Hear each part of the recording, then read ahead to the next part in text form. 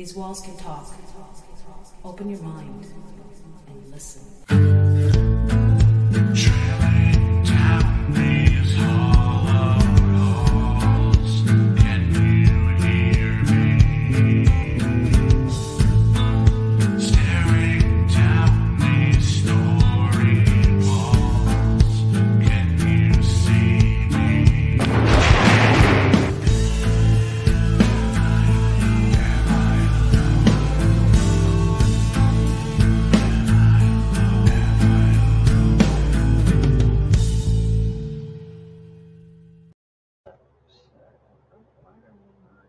Oh, you did something. I think you did. No, you did something. You did the overlay. That's what it was. Oh, I screwed it up. Yeah, that was you. It's the underlay we want. There you go. Oh, that's why I should let you do that, right? Yep. That's right. All right, so welcome to tonight's show. We took a month off. Last time we were supposed to be broadcasting, I was in the U.S. of A. It was a bit of a disappointing trip, How was frankly. it? Nah. No? Yeah. You know what? We thought we'd just get out of town for a couple of days. We went to Watertown and Syracuse, and unfortunately, due to the cross-border shopping being cuffed off for like 2 years, it's a little more depressing than it needs to be. Not as exciting as it used to be. And we stayed in a hotel. We went to this hotel, and I'm just going to talk blabber until we get more viewers on. Thank you for the one person that's on there, probably Brandon. And We got two. we got to the hotel and went to the front desk, and nobody was there. And I rang the bell, and nobody was there. And I rang the bell, and nobody was there. I looked around, I yelled around for about 20 minutes, and nobody was there. So we left, came back 2 hours later, still nobody was there. And then eventually we were able to book into the hotel about 7 at night. It was all right. I've never gone cross-border shopping For- because I haven't been old enough to. I didn't have my license either, so I was saying, You know what? Like, we went for 2 days, and we spent $300. I spent That's $500 today We already. bought some cereal and stuff, stuff you can't get up here in Canada. And one thing I will say down there is that the drivers do the speed limit. Okay. Yeah. And up here we speed, Yes. and down there the people are rude, but the customer service is pretty good. Up here the customer service is Terrible. the customer service is terrible, and we're polite. So, Sometimes. I mean, It's working as a cashier before, it's hit or miss sometimes. but it was what it was. It was kind of boring. So we're going back to the Big Easy in September. We're headed back to New Orleans, which was the best trip we've ever taken. Enough about that kind of stuff. So tonight we are going to discuss theories of the paranormal. And what really needs to be said about this is that, yeah, every theory could be right. I'm not going to smash theories. I'm going to talk about my personal opinion on them, and through experience. That's what we're going to talk about. I'm not going to go like a heavy deep dive on many of them. I'm just going to kind of pick the low-hanging fruit and talk about it easily, because there's a trillion and one theories, right? I'm not going to touch on things of the nature of the ESP or any of the Art Bell research, CIA type crap, clairvoyance, clairaudience, Right. and all that stuff. That's a different show. Well, yeah, Right.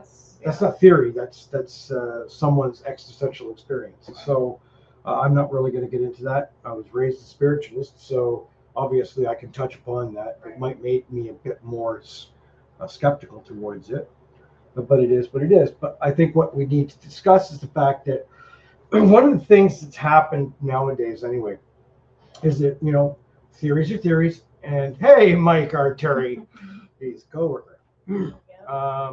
Is that theories being what they are is a theory. It is it's a theory. Everything could be a theory. You could have a theory that you wear the right kind of jeans. Well, that's to the thing. an investigation. Yeah. If you wear tight jeans, your voice goes up. Therefore, they can hear the frequency in your voice differently. So therefore, more ghosts come. Right. Right. That's theory.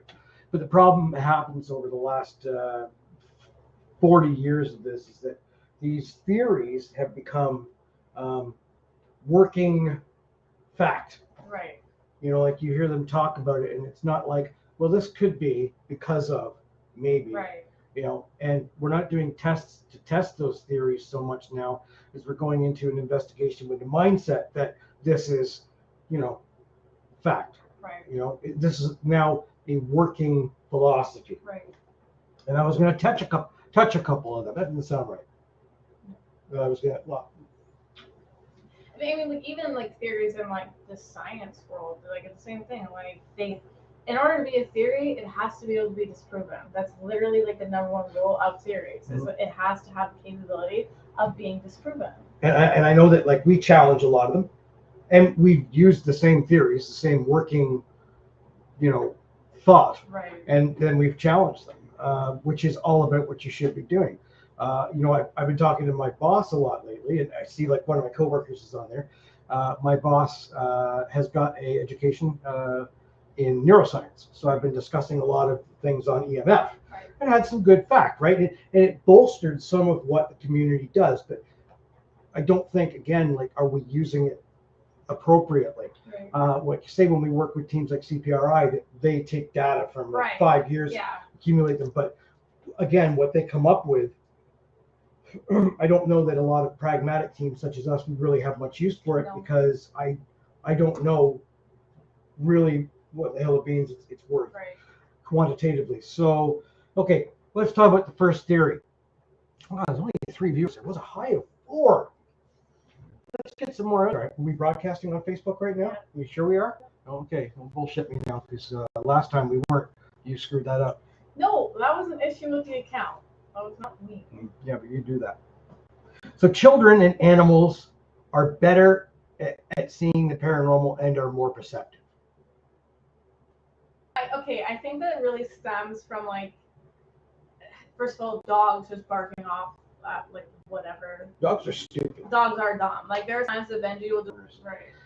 I generally, myself personally, disrepute anything that has to do with animals, just because like, there you go. Oh my god. Okay, 1 second. So Just keep talking. You'll see the it. idea behind it, of course, is that children are precious, Right. and that they are uninhibited. That's the going thing, right? Because kids and dogs and fish are not. We're having a technical issue. It's okay. No one's here. So like they're innocent, and because they're innocent, they can see it. And I don't think that. You know what I mean? Myself personally, I don't think that. Right. You're right. I do think that kids have got wild imaginations. Oh, definitely. And they see fluff in the air and they think it's a little thing. Yeah. Like Right. my dog the other day in the hallway just jumped up, freaked the hell out. Right. And probably because he like, I don't know, like stuck his tail in a socket or something and got shocked or something. But Now to ask that, did I have any imaginary friends growing up? yes, Did I? yes. I didn't. I don't remember that. Like I know some people like are like very able to remember, but like I did not think I had imaginary. Sure you did. You were a strange kid. So Okay, well that's known, but I mean, like, so I don't put a lot of weight into it. Sorry to say it. It's never been clinically proven. It's never been, you're not going to hook a wire up to a kid's head and see what they're seeing through their mind. So guess what? For me, I don't work by it. So if you contact us and say your kid said they saw something, unfortunately, 9 times out of 10, it's probably imagination. oh yeah. Okay, it is what it is. Now this, of course, that theory became really popular in the 80s, especially when all the horror movies were Right. coming out. Yeah, when it's really And you had television shows with psychics on them all over the place. And that's right. By the way, psychics, again, remember, they're always Scottish of course. or they're always from the deep south. Right. So they always got to have a twang. A twang or a Well, they've got to sound like it, right? accent. My Scottish coworker Paul will hear that and get really upset when I tried to be Scottish. I'm not Scottish. I have no Scottish blood. Spirits follow you home. Look, I've been investigating for 30 years. I've done over 500 investigations. We've done provocateur type investigations. We've done Ouija board type investigations. Yeah. We've done seance type investigations. We've done the psychics there and bringing in spirit. And I've had psychics from other teams telling me that I've got gargoyles, whatever the F it was, running around my feet, and that there were people hanging out of trees around me, Well, I hope so. which is at least neat. And I wish I could catch that on video, but not the case. I've never been followed home that I can tell. Now, In my own home, we've caught cotton. Cotton and EVP. Yeah, I think that's a new word. All right. I'll write it down. EVP in my home on 3 different occasions. They're all related to each other. Like the EVPs themselves have got Right, relation to each okay. other. So maybe I did bring somebody home. If that's okay, then you know what, I'm all right with that. Because then I got something to research here right at home. Let's have a look. By the way, just to show you, right? My notes. You see how great my notes are? Chicken scratch. Right? And they're kind of like that. That's why my topic matter sucks when I do it. Spirits always follow the path of the past. I don't get that. It just doesn't make sense. Like, to constantly be attached to the past when sometimes they might it might be completely irrelevant. Well, this could be. We don't even know what the physical boundaries are. Well, that's what I'm saying. If spirit even exists to start with. Well, that's the thing, but I mean, even in our investigations, we typically always bring up the past as like part of our questioning. But Yeah, it's part of it. but sometimes like the spirit might not even exist from the past. But like I said, people will say that if you rebuilt your house, the spirit will go through the walls differently. Well, how do we know they go through walls? Yeah, that's the thing. I mean- There's no actual theory to that. Like what if spirit? I'll just toss a new theory out there. We'll see if it gets used. Right. Okay, so spirits are supposedly of an electrical emitting source. Right. So what if they travel through your house through the outlets? Imagine wires. swimming through. Yeah, like they're physically swimming through some tube that's in the wires, right? But we don't know what spirit is to start with, right? Right. So the fact that they say that they only walk a certain path is kind of weird. Right. I gotta get more viewers on here, guys. I know. Oh, geez, check the Facebook. Is that your Facebook or Yeah. my Facebook? Okay, so you got 2 faces. All right. I'm not gonna check my daughter's Facebook. I never have. Well, no, it'd be embarrassing for me. Smudgings and blessings. This is That's a cultural thing. and it's a cultural religious thing. It's a religious thing. Okay. I get it. But say 60% of the places we investigate, they say they've had their house smudged. Now, to me, like, great, like anything you can do, have a priest come bless your house, whatever. Right. It's not gonna hurt anything. No, right. But like, of course, unless you're like involved with the shamanic wisdom and like, what does that do for you? Like, if I came into this house and started reading from the Talmud or the Quran, Yeah, It- it's not gonna. right? Like I'm really of no fixed religion, Right. so it doesn't do a thing for me, right? And if I go into, a Muslim's home and start reading from a Jewish text, that's not going to go well. Or if I smudge, it's not going to mean a thing, Right. right? So I do think that it's kind of strange that people will do that. They'll talk about smudging and that noise, but they have no Yeah. attachment to an indigenous past. And I don't know what that actually does, other than make the place smell very nice.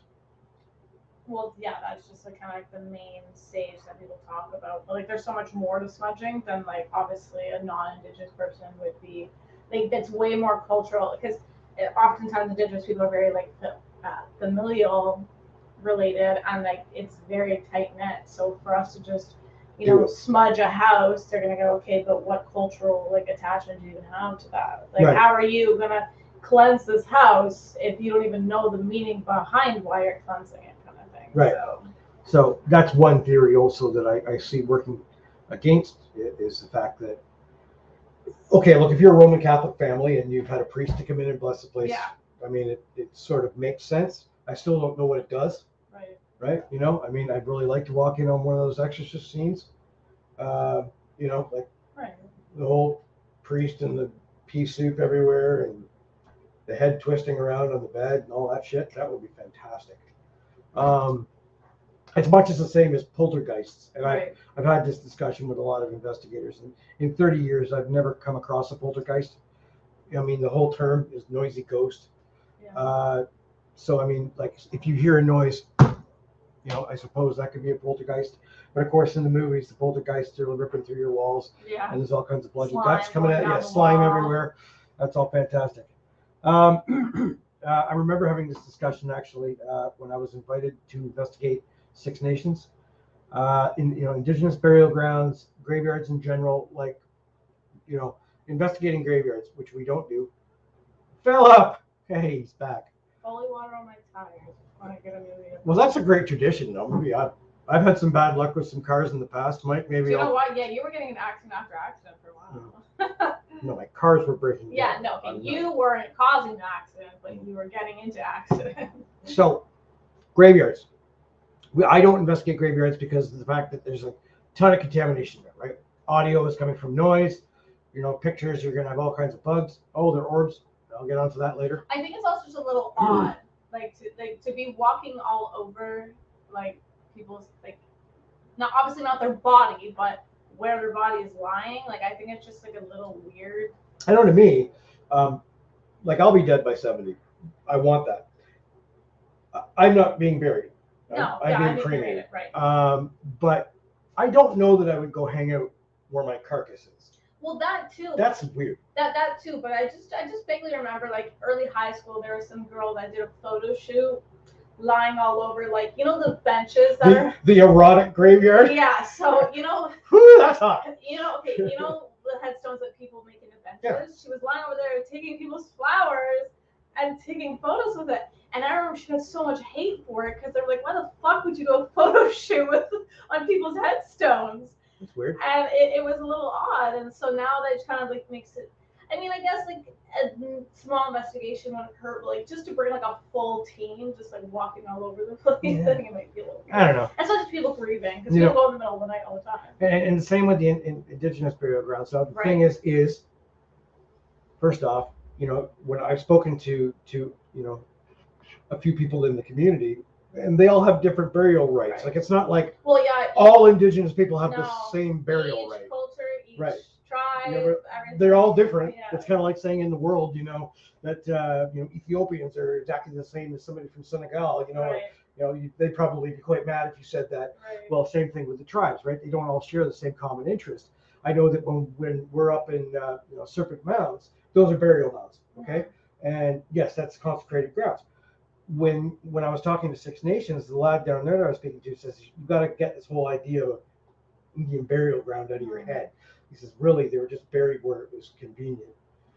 So, not necessarily sacred ground, whatever. It's kind of a hard guess. But again, the movies really bring that up. And certainly narratives bring that up. But I don't think what it is I don't think that because somebody is dead in the ground, that makes it a place to investigate. Yeah, well, no. But I mean, I suppose. I mean, if somebody was dead in the wall of my house, You might want to. I might want to investigate. Yeah. I guess. I don't know. It's like the boy who's living in the walls. I mean, it's creepy, but I just think unfortunately it's that's become more of a thing. Right. I think also because it's easy to investigate a graveyard. Right. Well, yeah, that's the thing. You don't have to do anything. Right. You don't have to get permission to go anywhere. You just go do it. Storms increase activity. Just why though? Like, Well, I just don't get it. Mainly electromagnetic in the air. But even just being But near, there's no guarantee that means anything spiritual but activity. even just being near like telephone poles and stuff, like the house we did in Pickering, we had crazy EMF ratings because we were right next to The hydro lines, or sorry, not telephone poles, hydro lines. So okay, a storm, it's the same thing as a hydro line, just increased electroactivity. I do think that really it comes right down to creep factor. Look, I mean, I'm all for investigating like an old prison during a big thunderstorm. Oh yeah, it'd be Because cool. it just adds an air of yaw, It adds texture. That's it. There you go. That's just it. It makes it cooler for the investigator. Right. That's it. That's it. But you've also got then it's going to mitigate a lot of noise Right. contamination on the audio. Oh yeah, thundering, it's just gonna block everything. Right. In the dark. Investigating in the dark. I've gone over this in about 10 episodes. It doesn't matter. It really doesn't matter investigating in the dark. And I think that Philip, that's kind of part of the going theory on that. That's being tested, right? And I've got a bit more about that a little bit later on, especially when we're talking about EMF. Doing it in the dark is for several reasons.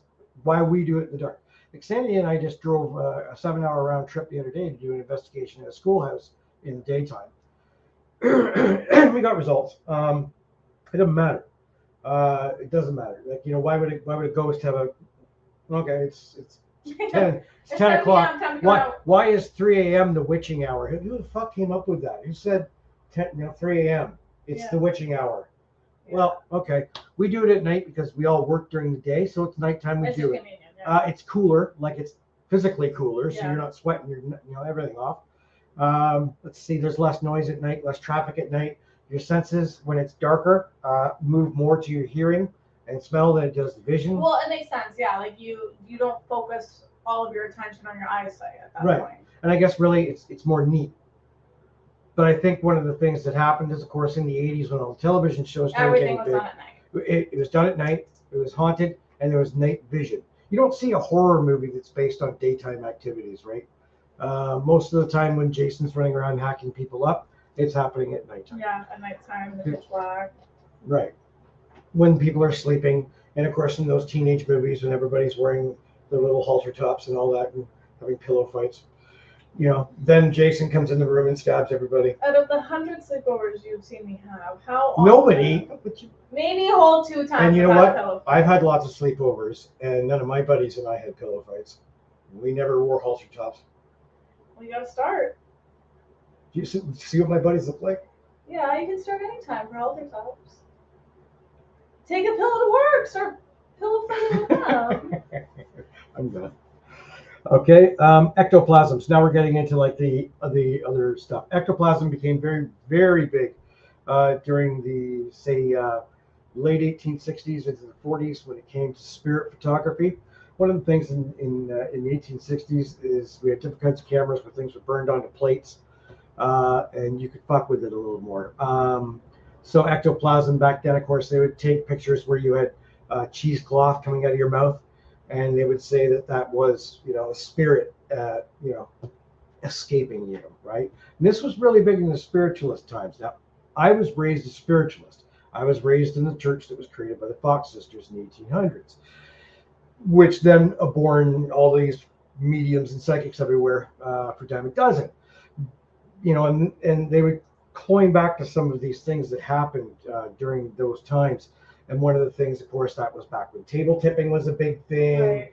and the spirit photography, because you could screw with it, and all you had to do was shift the camera just a little bit during the shot, and all of a sudden you had a second face up there. All right, it was much easier to do. The ectoplasm, and I get that thrown in my face. I get like the people had ectoplasm coming out of their mouth in the picture. I saw my aunt; it was terrible. Look, you can cough with enough Yeah. spittle. Enough force. Yeah. And cough out something, and somebody catches it with a flash, and then boom, there's ectoplasm. Aunt Henrietta, I guess, today, Aunt Henry, coughed out of your mouth. Limestone and imprinting. So now we're getting into more of the serious stuff, right? So there's some banter back and forth on this one here. Line that was kind of brought up by Charles Babbage.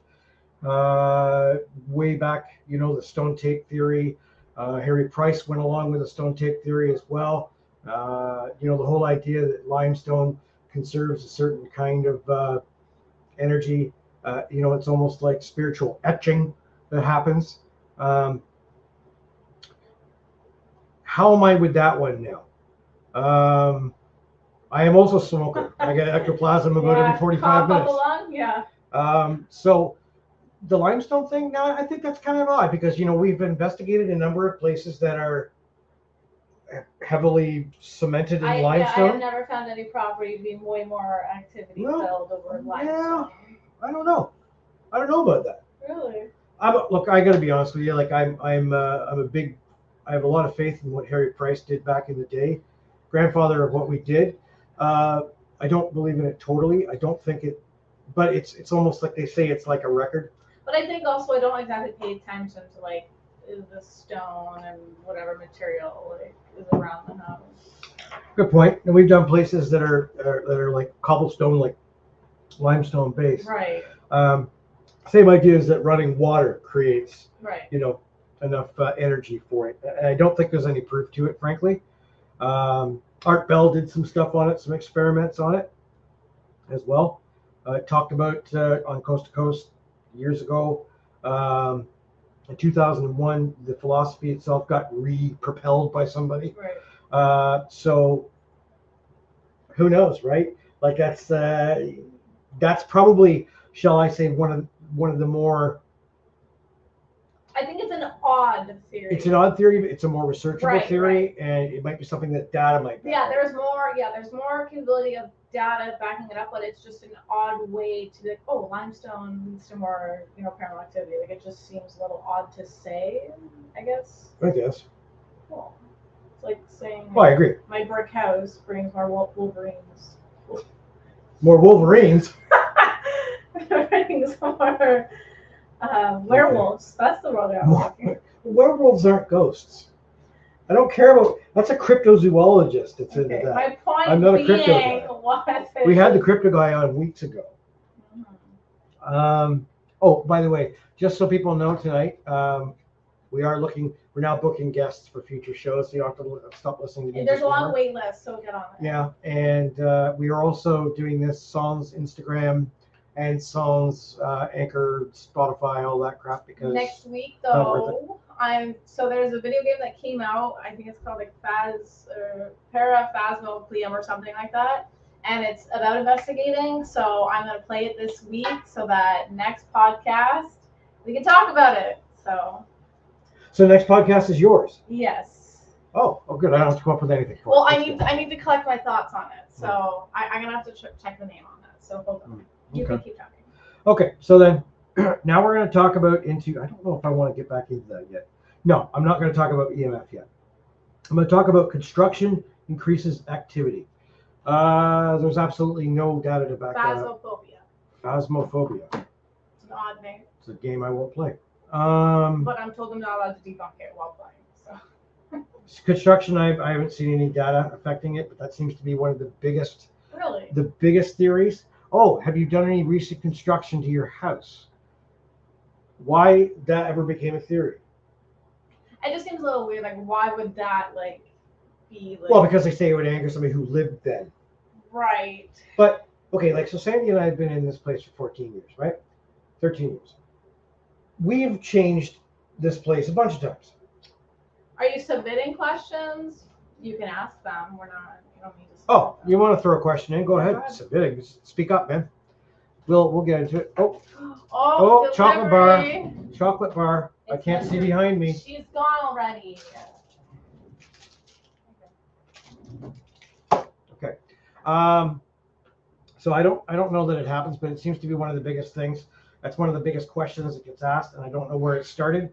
But see, the thing is that if say somebody lived in the house, I don't know, 100 years ago, it's probably a good chance they did construction on their house. That's gonna change. And they changed it, and they changed it around, and they moved furniture just like we do. You know what I mean? Like it wasn't like back then. Back in those days, we put furniture there, and we kept that furniture for 50 years and never even moved it. However, I did see a post online where someone did construction on their bathroom, and on the base wall, it was a photo of the family that lived there originally, and it says, "Why are you changing the bathroom? What's wrong with it?" And it was really funny. Oh. You'll wait for the EMF portion. Okay. It's EVP related. I'll wait for the EMF position. Okay. Yeah, cold is an indicator. If it's cold, that's got to be a spirit. We don't know if they're cold or warm. That's always been a media thing. Okay, so here's how that goes. That became really big in the 80s again. Certainly when pistol thermometers, ambient thermometers, forward-looking infrared, FLIR cameras became big, and all of a sudden we became obsessed with the fact that spirits were cold. I feel a cold draft. Again, we don't know what spirits are, so I question that. I mean, does it feel weird on an investigation if you're overly sweating most of the time, then suddenly you're freezing? But your body does that. Right, it does, but sometimes it is a little odd. Like if it's a kind of a moderate temperature, and then you go. So I know that we've stopped using temperature as a gauge almost completely. I mean, you mentioned what the temperature is, but that's about it. Yeah. I mean, like if it's 23 degrees and it goes down to like 12, in 5 seconds. Okay, well, what we're going to look for is a reason why that happened physically to start with. But like in FLIR, anybody out there knows how to read a FLIR? Like it depends on what I can see. Hopefully Brandon's on right now because he knows how to read FLIR. The fact is that a FLIR, if the parameter is, well, it doesn't matter. Don't text him. I don't want him on. He read it. If he's so not on. He better be on. So like, you could have a parameter rating of 5 degrees. Okay. So like if I'm shooting the wall and the one part of the wall is 4 degrees lower, it's going to go from a pink to a dark blue. Right? Holy shit, right? But I mean, Crazy. I guess it all depends on how it's set, how it's Right. calibrated, and who's reading it. Look, FLIR, and we own a FLIR, is for firefighters and HVAC technicians. I think He's an Brandon engineer. uses it. He Yeah, he uses doesn't do any HVAC or anything, but he does use it on. But he might use it on stress tension on Right. devices to see if I it's mean, he had like overheating. $1 million FLIR machine like in the house, and he was using it, and Yeah. it's pretty wild. You know what? Like we have it, but I got to be honest with you, most of it for texture.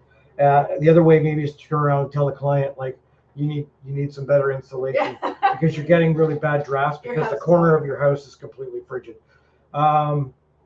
But it became really big as far as that goes. EMF. Okay, I guess we'll start talking about EMF. EMF is probably the biggest fallacy that's out there as far as I'm concerned, as how people measure it. It became really big again in the 80s, right? Like right now we're using K2s. They're a single access device. They're not used properly to start with. And like telephone will turn them on.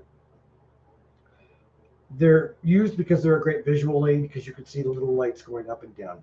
And I remember way back when we had the Gossmaster, I just sold that not too long ago. And it made the wee, wee, wee noise, you know what I mean? You saw it on all kinds of paranormal shows. That's why I like the EDI because it shows it just a way does. more Yeah. way more detailed. Well, it's a data recorder. It's not an EMF detector. It has an EMF detector in it. Have you ever noticed that EVPs are usually only picked up on a handheld recorder, but not on the camera? No. Again, usually any theories on that? No. Our last investigation, we got an EVP on the recorder and the video camera. Generally speaking, when we do video, we compare at least. Is there an echo to it? Meaning, was there wind being pushed? Something physically taught it out of the mouth. Most times if it's on camera, because we get everything filmed face forward, we can see it. The one we got, though, however, the last investigation was completely out of place, and it had complete conjunction with what we were doing at the time.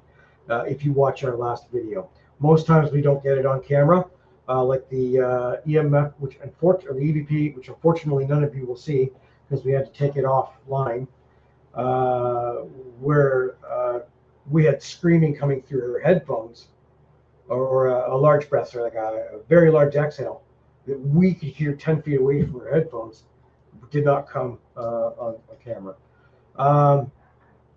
But I don't necessarily think there's any relation between the two of them. EMF is poorly measured to start with, probably because the fact is that what we really got to establish is EMF is more a physical factor on what the person's perception is rather than why we decided that that's what a ghost is. We don't know what a ghost is at this point in time, right? Like we don't know that it's electrical. We don't know that it's made of nylon. We don't know that a polyester ghost exists. Okay, so therefore it's a bad indicator. What EMF is a very good base read indicator is what are things that are possibly causing somebody's misrepresentation of the house. It's a beginning thought. Yeah, it's a barometer. Like we just did a case where the alarm clock next to the girl's head just recently was reading about 20 EMF or 20 milligauss. Okay, so that's 2 microtesla. My further conversation will feed into that. That could have a longer lasting effect as to what are happening during dreams, synaptic response in the brain is the possible theory. I know that, again, talking to my boss, who is educated as a neuroscientist, he brought up, I'm going to forget the guy's name now, damn it, Michael Persinger. Michael Persinger, who was a professor at Laurentian University, had written a lot of papers on the actual effect of EMF. He did his discussions more on microtesla as opposed to milligauss, so they convert about 10 to 1. On lab rats, things like that, being exposed to a certain amount of microtesla, say 2 microtesla over a time-weighted average. So we're not talking about like the 5-second response, but like, okay, we're lying next to it Right. 8 hours a night. Okay, they were having aborted fetuses and malformed babies, and they were acting erratically. So they're now, mind you, his theories, again, he's a scientist. Right. His theories are being disputed by a great deal of scientists as well. But I mean, there's been some quantitative proof that there actually is some damaging results to an EMF. I know that a lot of houses, when we get people creeped out, you go up and read the ballasts that are kind of like monkeyed up with their fluorescent lights, and it's going off the charts. We just did a case where a timer switch in a wall, brand new, was set my tri-field, which goes up to 100 milligauss, off the charts. Shut it off every single time I went near the meter. Yeah. Okay, or the device. Yeah. I pull away about a foot. It was nothing, a foot away. But that was just a timer that turned off the lights. Right. Right. So EMF, there's something we can work with. I don't know that it guarantees, like the ghost is indicated by EMF. When we have a meter going off and it does go off, it gives you a reason, possibly, like if you're doing an EVP session and asking more questions, it might give you a question like, okay, are you with us now? For sure. Because then if you got a response, Right.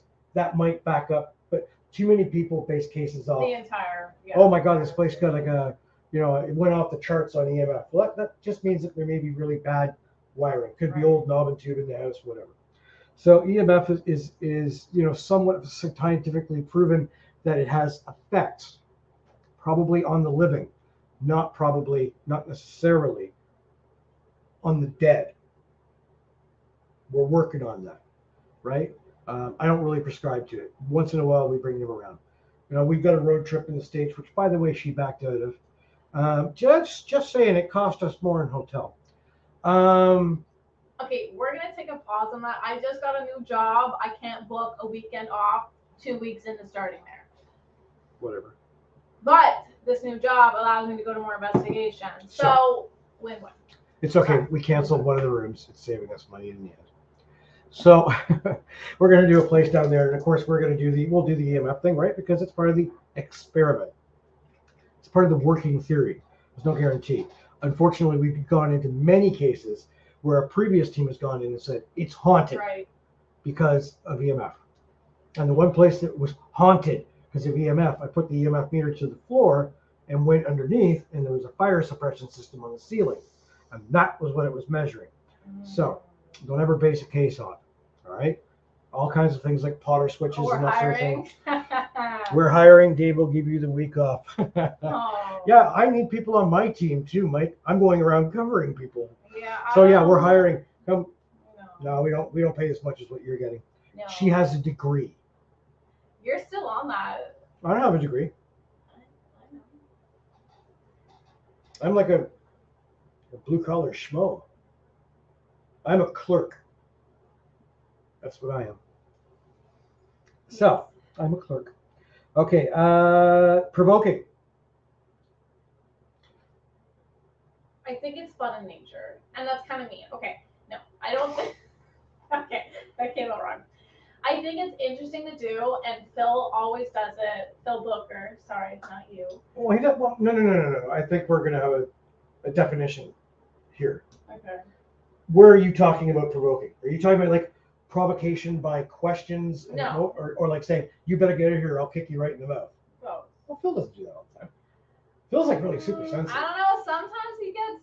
I've been on investigations with him where he gets a little like, "Why are you here?" Like he'll get a little snippy. Oh, really? Yeah. See, I don't provoke just generally on a respect level No. because the client's there. Look, we've done prisons, and they basically, like, I'll provoke all the hell in a prison. I don't care if they're dead. They were diddlers and rapists, right? Like, you killed people, you messed around with children. I'm gonna make fun of you up and down. Right. And if that elicits a response from my research, yay, win. Right. Okay. If you're talking about certainly provoking as far as a emotional response, yes, definitely, with respect.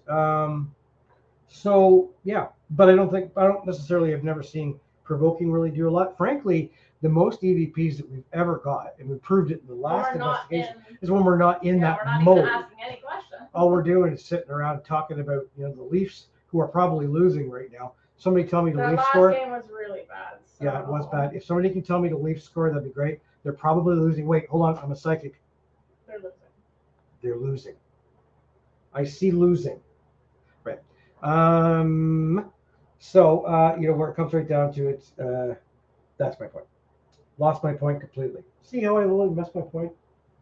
I thought about the Leafs. God, they just ruined my night. You used to be a diehard fan. Okay. I'm in my 50s and I've never seen the Leafs win a cup. Okay. Yeah, you weren't even born last time. They 1967 was the last time they won a cup. won. Yep. Dude, 67, that's like 145 years ago. Okay. Professional hockey, they were still like tying up newspapers around their shins instead of using pads when the last time they won the cup. They were part of the top 7. So, Orbs. Oh, God. We're going to talk about Orbs, which for some reason, to this point in time, is still, like, spirit photography has been dead for years. We're no longer having ectoplasm coming out. Uncle Bob is still there. At every single seminar I teach, somebody comes up and says, look, this is my uncle. He was standing, 2-zip. I was right. I'm psychic. He was standing next to me. And I'll say, you know what? You're right. Well, yeah. Why? Because I'm not going to hurt somebody's Yeah, feelings. that's not your uncle. It's not it's not your uncle, stupid. It's just a picture of dust. fluff. It's dust.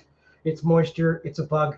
It's lens flare. It's whatever it is. It's not a spirit. Again, I got 3,000 pictures on my website. Not one paranormal. I've never caught a paranormal picture in my life. Pictures are for texture to show everybody what's going on. That's it. So it was basically the 19th century when that came in. Spirit photography was really big. Digital cameras kind of brought it back because now you could take 7,000 pictures and not have to have them developed. Look, That makes sense. I went through an orb phase. I'm ashamed to admit it. Yeah. I'd be embarrassed. You wore. I mean, I should quit. I can't be on a team where someone's obsessed with orbs like No, that. we'll say 17 years ago we kicked things over, and the first time we ever experienced night vision, not in pictures, but even night vision.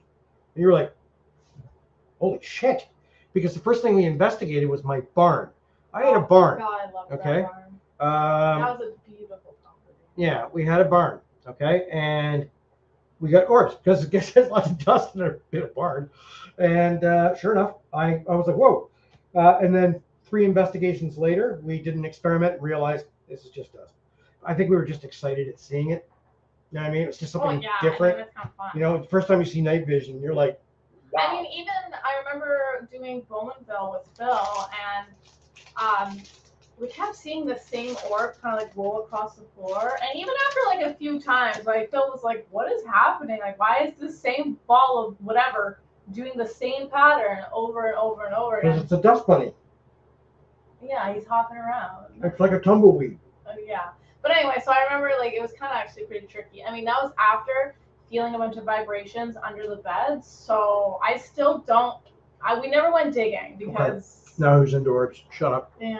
So they're not real. Okay. They're not. We're going to talk about EVPs last. Haunted items, psychometry. Yeah. Psychometric solution. This became really big with Joseph Buchanan around 1842. Was a spiritualist. Used to grab shit and talk about what this thing was around it. Again, I'm a spiritualist. So when I grew up in the church all the time, we'd have meditation sessions and we were handed things and you would have to come up Every with episode of Supernatural, the first 2 seasons, they're setting everything on fire because these ghosts are just staying back. Sure, they're stuck. They always forgot something. Oh, gotta go back. Let me go set the blanket on fire because they're stuck between the Now, mind you, Supernatural isn't real. It's a story. They're actors. Wow. Oh my God. Jensen Ackles isn't a real life investigator? No. I'm in awe. No. How can they go 7-8 messages on Twitter?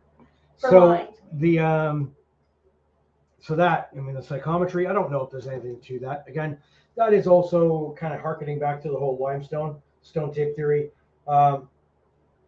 Maybe something's imprinted.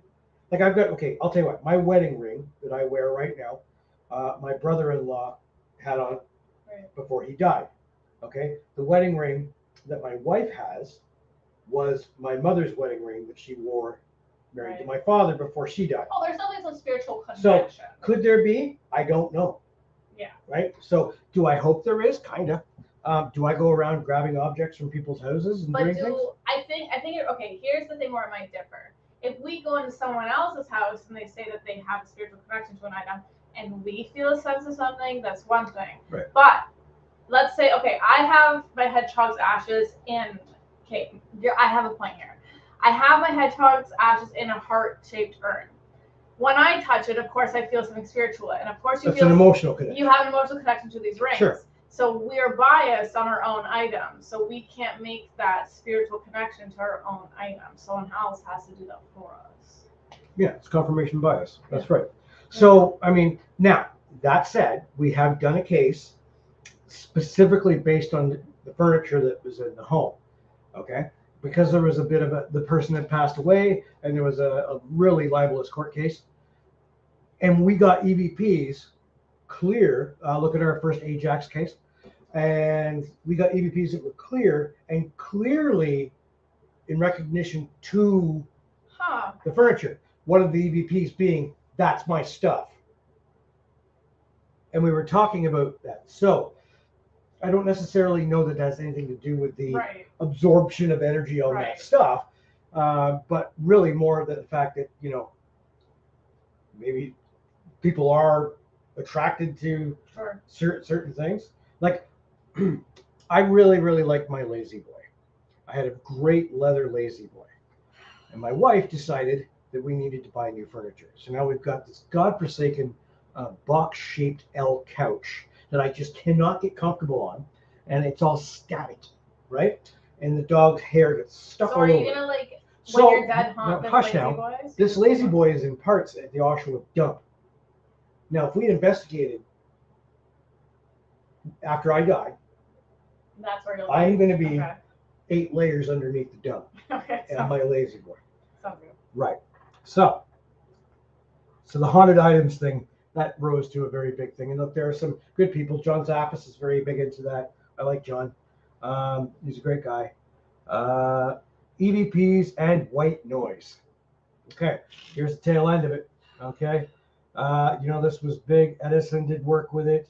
You know, Jurgensen with his bird song and all kinds of stuff they were recording back then.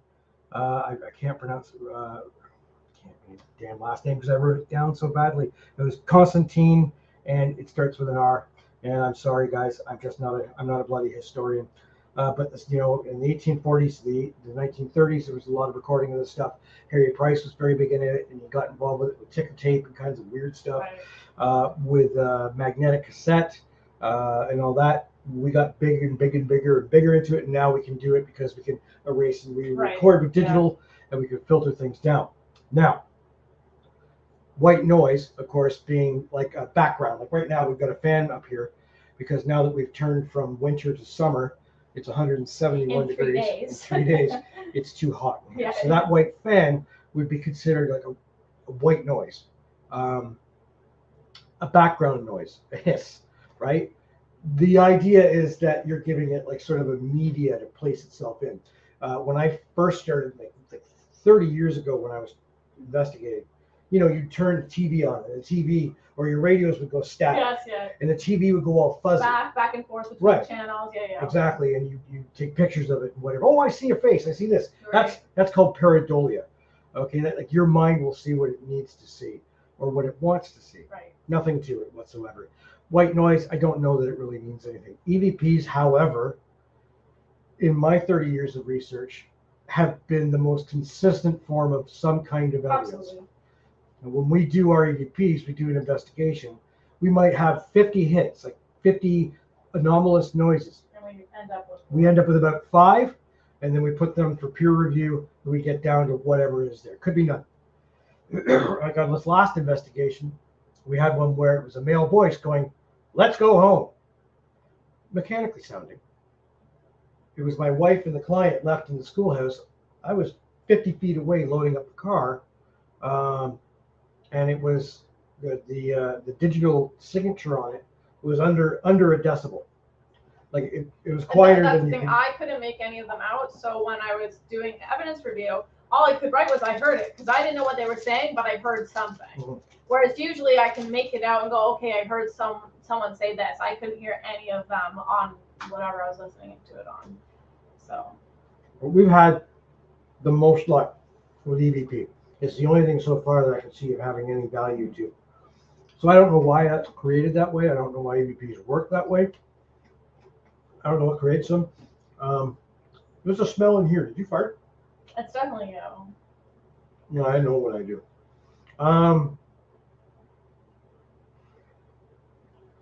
Why they work?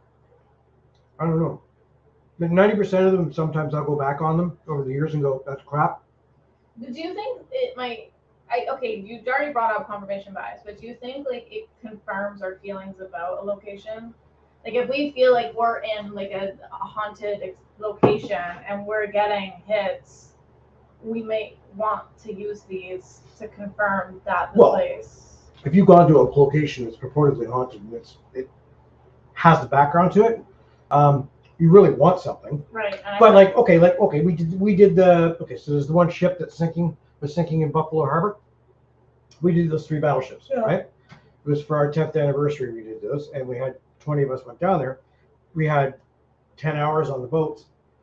We got nothing, Okay. 0, right? So there's certainly but we do peer review, Right. right? Even the ones that came from the last investigation, I can't say they're approved to anything. I gave them to the client as evidence that we couldn't debunk. Right. Okay. Okay. They weren't like great.